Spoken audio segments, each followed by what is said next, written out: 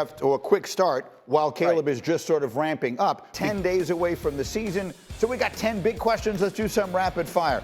Hey, Dan Orlovsky, can the Eagles turn it around after an abysmal season? And can Jalen Hurts become an MVP candidate this season? Yes. Yeah, I think he is, Greeny. One, he's got to stay healthy, remain adamant that he wasn't specifically down the stretch. I think they have the best trio of wide receivers in football now with the addition of Jahan Dotson, one of the four of the better pass catchers if you throw in Dallas Goedert. Kellen Moore got to figure out how to utilize his legs, but I think this is going to be a very explosive offense led by Jalen Hurts. Looking for a big bounce. Yeah. So I think that's all they talk about. Yeah. Then they just jump into Chiefs and stuff. Okay. The more I think about this, because I've done a few clips recently about the Eagles and what that offense can look like in Jalen Hurts.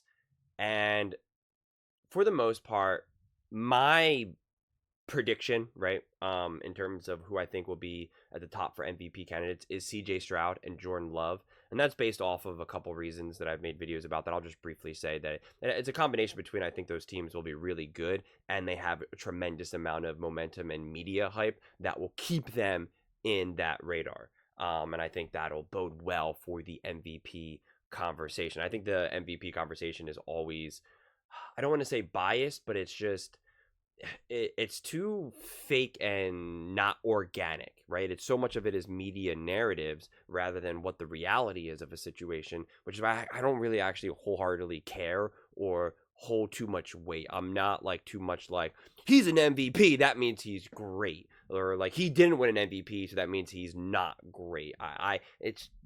They're kind of fake awards, quite frankly. But I'll play along. But I will say that I do think Jalen Hurts will have a huge bounce back year. When you really think about who they have at wide receivers, I mean, whether you want to say it's the best or second best or third best, it's clearly elite. It's clearly top in the NFL, right? Having the weapons, and as Orlovsky kind of just quickly said as well, like you're also now going to add in Dallas Goedert. That's 4, as well as Saquon Barkley, who can catch and run. And so that's 5. I mean, you're having 5 weapons that it's so hard to imagine how defenses are going. It's just going to be pick your poison. Like how defenses are going to be able to scheme against that, which is why I think Jalen won't have to use his legs that much. And I think when he uses his legs, and I'll be frustrated to see if he doesn't do this, if he really only goes for runs and then completely gets out of bounds or just slides. Like, he should not take a single hit. He shouldn't. I mean, there's just too many weapons. He doesn't have to carry the offense, right? And I think he will. I think the name of the game is to keep Jalen healthy and not, okay, how can we use and abuse his body, right? I think they'll get away from doing some of the things like the tush push and of that. And I just think that considering what that offense has the potential to look like and what Kellen Moore will be able to do, I think Jalen Hurts can have an insane year. And the Eagles as a whole can have an insanely productive year.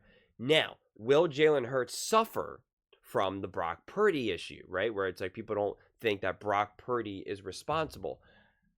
I go back and forth on this. I think to some degree, yes, but to some degree, no. Because in 22, when the Eagles went to the Super Bowl, Jalen Hurts was leading the MVP race. And although some people, a lot of fans for that matter, were just like, he's just a system quarterback. He's a system quarterback, weak schedule, great offensive line. It's not him. He was still leading the MVP before he got injured, and then Patrick Mahomes was able to take it. That never was the case for Brock Purdy.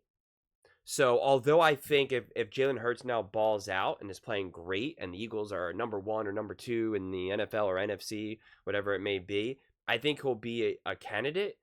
But I do think he still will have to kind of, in a way, overcome a Brock Purdy level type treatment. Since if they add more weapons and now those, if Saquon Barkley, for instance, if Saquon Barkley is playing even just a semblance of what a Christian McCaffrey does for the 49ers, even if it's just 75%, 80% of that, and Saquon is clearly a workhorse that they keep relying on and they really are establishing that run game, that technically hurts Jalen Hurts. right? Like that's just the way it is. And I'm not saying it should, it's just the way it goes. So that's why for this year, it's like I think, and I'm sure a lot of Philadelphia Eagles fans feel this way as well. Like they don't really care about the MVP. They want to win. They want this offense to ball out. They believe it will ball out. And I don't think there's too many people that are too concerned with the MVP. I don't even think Jalen Hurts, quite frankly, is concerned with the MVP. I think this team, this roster, this franchise has Super Bowl expectations. That is all they care about. They are out there to win the Super Bowl. They are making moves to win now. It's that simple. And I think that's even probably why they even kept Nick Sirianni as well.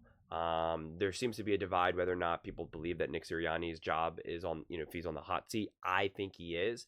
But I think at first I was kind of like, oh my God, why didn't they fire him? Especially if they could have maybe gotten like a Harbaugh or whatnot. And if that wasn't really realistic or that was just not going to happen, then it does make sense to have Sirianni and try to get better coordinators, because the idea that you're going to be able to maybe get like another younger coach who now has to learn how to be a head coach and then win the Super Bowl that year is probably unlikely. Sirianni, even if you think he's a great coach or not, he at least has the experience. He at least knows how to run the team. You do know that whether it's as great as you want it to be, at least he's, seemingly competent in that regard. It's like, just get the coordinators right, who will also have experience being coordinators, so there's no learning curve there.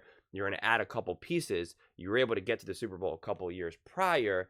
If you hit this correctly, you should be able to get there again. So I feel if they didn't believe that they were really going to get to the Super Bowl, I think they would have moved on from Sirianni. It would have just I don't want to say punted this season, but the expectations wouldn't have been as high. It would have just been a little bit more muted, because they would understand, hey, we got a brand new head coach.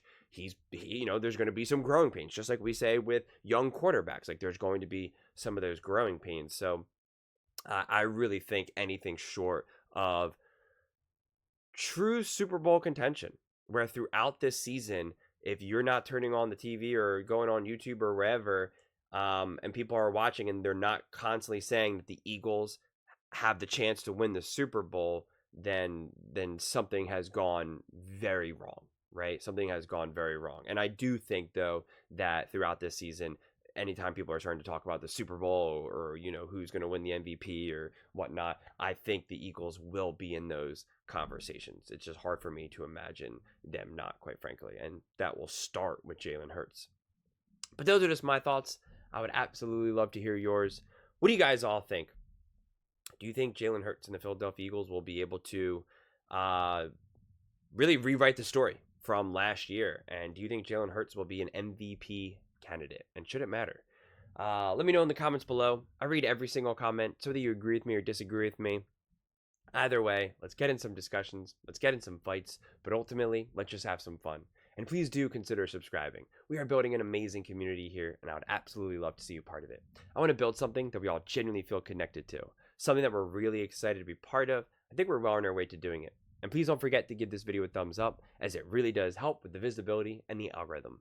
Thank you so much, and see you next time.